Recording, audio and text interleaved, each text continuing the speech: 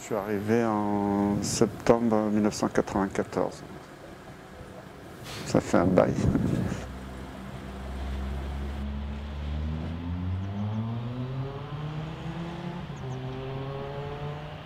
Ils veulent faire une opération immobilière ici. Quoi, ils vont garder le cloître qui est classé, mais tout ça, ça va être démoli, ça va être vendu en lotissement. Ils sont en mission pour le démolir. Hein.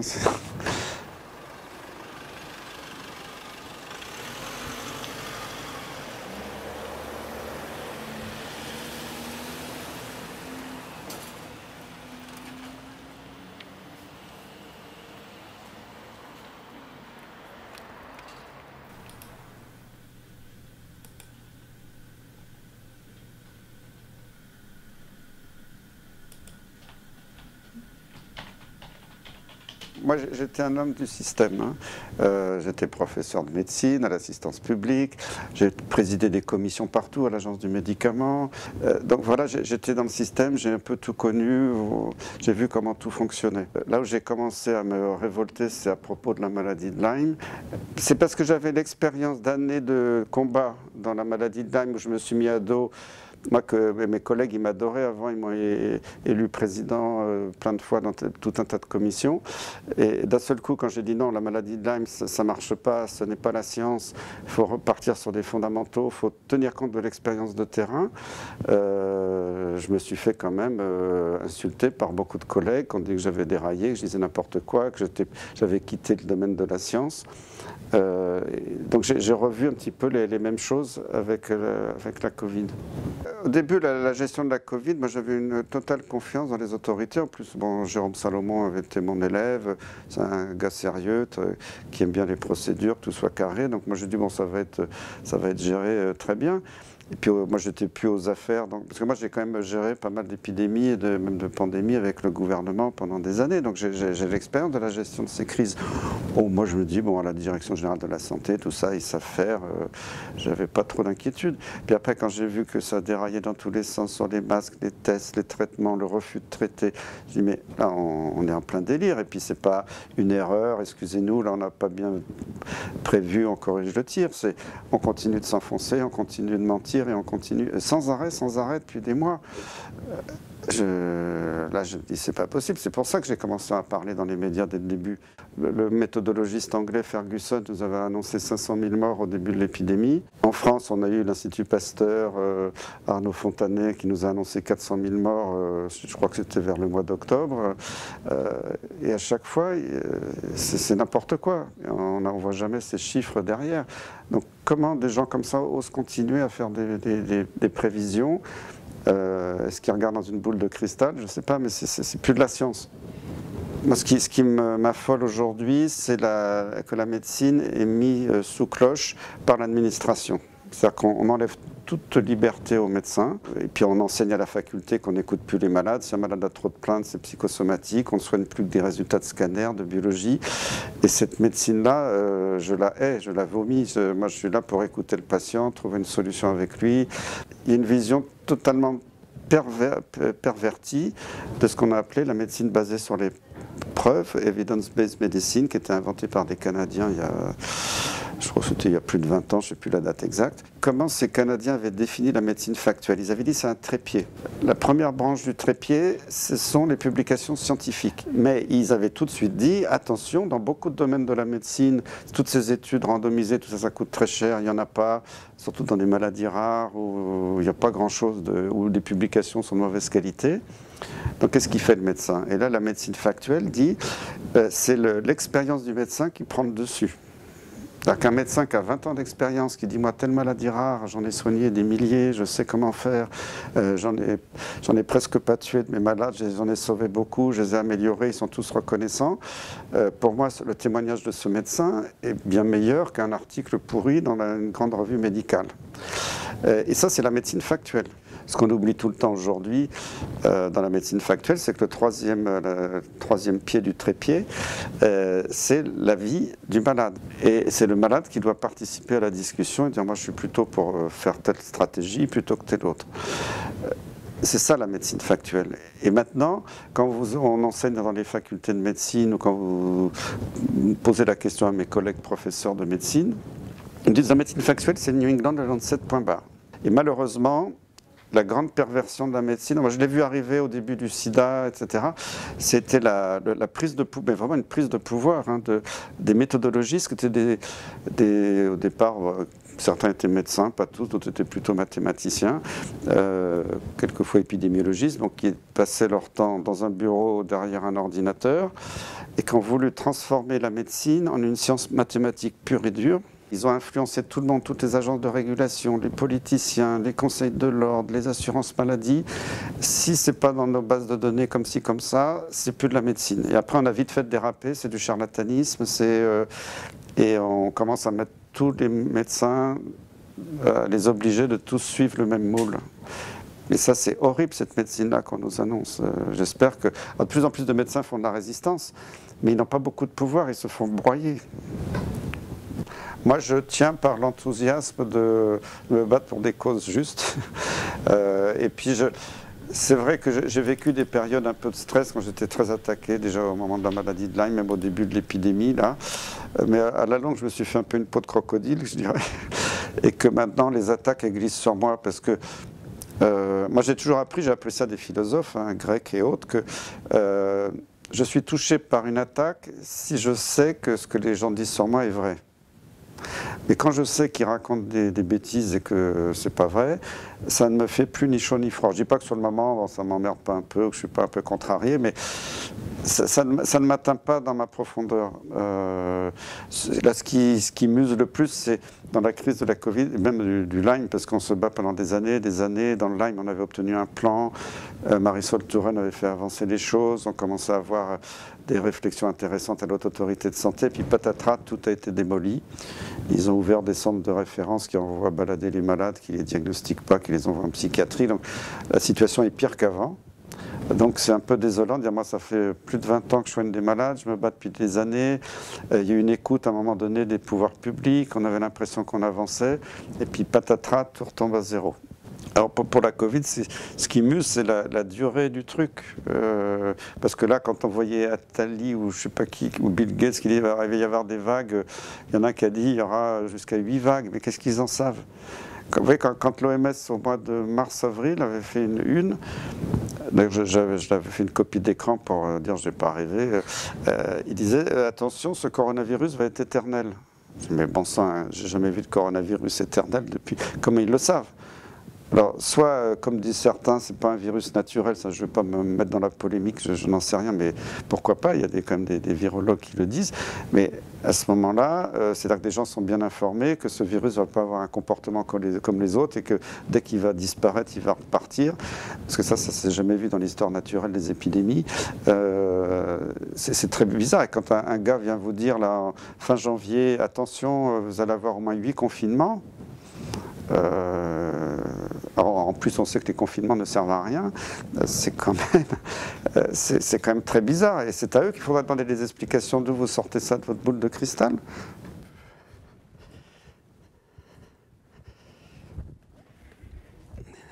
Ouais, c'est beau, ça c'est deux sœurs là qui étaient en fauteuil roulant, qu'on avait presque séparées des parents pour les mettre dans un hôpital psychiatrique, parce qu'on avait dit qu'elles étaient anorexiques mentales, que c'était psy. Et maintenant, elles sont guéries, les deux sœurs. Hein. Elles étaient en fauteuil roulant. Hein. Donc ça motive des choses comme ça, quand même. Je vais aller lui ouvrir.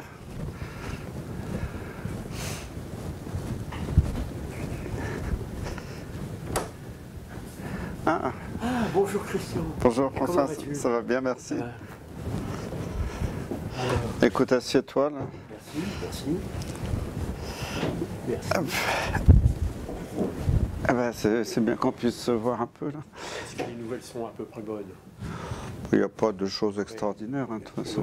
Parce que les procédures rapides ont été éjectées parce qu'ils ont pris prétexte que comme j'étais toujours professeur médecin, que j'avais toujours mon salaire, j'étais pas à la rue, qu'il n'y avait pas une raison urgente. Donc ça va passer en, je dirais, en juridiction normale et ça va demander 1 an et demi. Bon. La résistance, vous savez, elle est multiple. On l'a vu, je me permets de le dire, on l'a vu le 22 décembre dernier, ici même à la porte de l'hôpital, où il y a eu un grand rassemblement. Je faisais partie de ces gens, j'ai pris la parole au nom de mon syndicat, le syndicat national des médecins hospitaliers Force ouvrière. Ça, c'est un exemple de résistance. Alors, ensuite, il y avait des gens qui peuvent appartenir à des courants de pensée très différents, et ensuite. Parce que si on fait le tri en disant, ben oui, mais celui-ci, il pense comme ça, il pense comme ci, mais alors à ce moment-là, c'est quoi? Ça s'appelle la division. Et c'est qui utilise la division, sinon que ceux qui règnent? Diviser pour régner. Alors, voyez-vous, ça c'est de la politique toute simple. Donc, pour gagner, il faut rassembler. Et pour rassembler, il faut être sur des mots d'ordre qui peuvent rassembler. Vous savez, il y a une formule qui a été donnée par le président Macron. Il a dit que la France, c'était 66 millions de procureurs. Réfléchissons un peu. 66 millions de procureurs. Quel mépris tout de même pour les libertés démocratiques. Quel mépris pour l'intelligence. Quel mépris pour le savoir. Quel mépris pour ce qu'on appelle également la démocratie. Mais en même temps, quel aveu? Quel aveu, ça veut dire 66 millions d'opposants. Ça veut dire qu'il est isolé. Il ne s'est même pas rendu compte du sens profond de sa formule. Parce que comme souvent les grands réactionnaires, quand ils sont dans des situations difficiles, c'est un peu la rage qui les dirige, la colère, les mots non mesurés. Ils ne sont pas dans la mesure. Pourquoi ils ne sont pas dans la mesure? Parce qu'ils sont dans l'attaque. Ils ne sont pas dans la mesure de construire quelque chose, d'écouter, de se faire conseiller, de dire mais qu'attendez-vous? Ah d'accord, vous attendez des masques, vous attendez des lits, vous attendez des moyens de réanimation, vous attendez des médicaments. Ah, c'est très intéressant, j'ignorais toutes ces choses. Je vous demande de me faire une note. Et je vous demande tous les 2 jours de me faire une note que vous me ferez parvenir. Je la lirai attentivement et je vous dirai ce que je fais pour vous servir. C'est pour ça qu'on a entendu 66 millions de procureurs. Mais le procureur, c'est lui. Mais en plus, attention, c'est un tribunal où il n'y a qu'un seul procureur, il n'y a pas d'avocat. Merci. Oui, vous n'avez pas perdu votre temps, là, je crois. Non? Non, ça c'est sûr. Vous attendiez pas à ça. Voyez-vous, voilà, ça c'est intéressant. Voyez-vous, c'est Goethe qui disait, le grand poète allemand et penseur allemand, sa phrase à peu près en allemand bon, j'ai fait de l'allemand quand j'étais au lycée, mais ça me plaisait beaucoup l'allemand. Mais bon, comme je n'ai pas pratiqué ensuite beaucoup, il disait vert est l'arbre de la vie, sec est la théorie. Sèche est la théorie. Vert est l'arbre de la vie, sèche est la théorie. Ça veut dire que là, voyez-vous, la vie, elle a ses surprises. Elle a eu ses surprises le 22 décembre, devant l'hôpital. Elle a ses surprises quand vous venez ici. Vous ne saviez pas que vous alliez rencontrer un ami du professeur Christian Perron, qui s'appelle le docteur Parer, qui allait vous raconter des choses comme ça. Je ne pense pas. Ça, c'est Vert et l'arbre de la vie. Mais voilà. Alors, il faut faire confiance à la vie. Et ça, je vais vous dire, Macron et tous ses acolytes et ses satellites, ils ne connaissent pas la vie. Et ils en ont peur. Ils en ont peur. J'ai rien de plus à dire.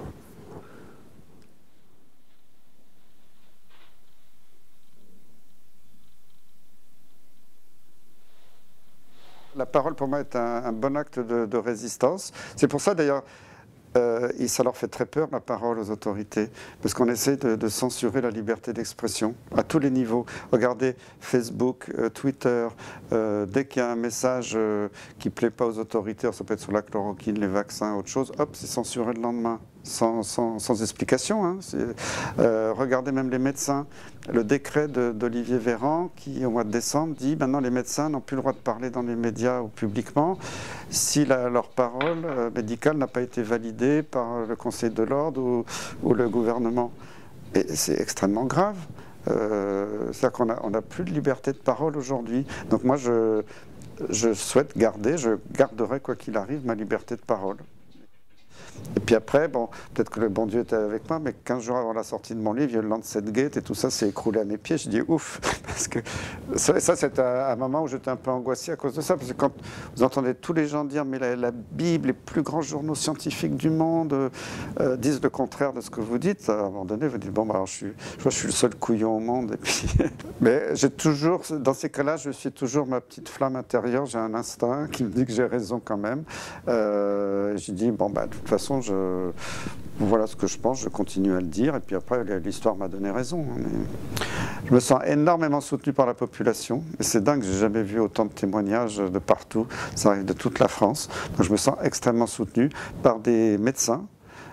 Beaucoup de je vous dis, malheureusement, ils ne le disent pas publiquement, mais énormément de médecins généralistes, même quelques médecins hospitaliers, m'écrivent en douce, même des anciens, un ancien qui était directeur d'un institut Pasteur d'Outre-mer, des chercheurs. J'ai beaucoup de témoignages de scientifiques non médecins, et maintenant beaucoup d'artistes, un petit nombre, mais c'est sympathique, des artistes, quelquefois qui m'envoient un dessin, une petite œuvre d'art, ou des écrivains qui m'envoient leurs livres en disant bravo, on vous soutient dans votre combat, vous êtes un héros pour nous. Non, mais ça me fait chaud au cœur aussi, ça me motive à continuer. Pour l'instant, je suis toujours médecin, je continue de travailler à l'hôpital, avoir des malades en consultation, et je continue à suivre la crise, et puis on verra bien ce qui va se passer dans les mois qui viennent.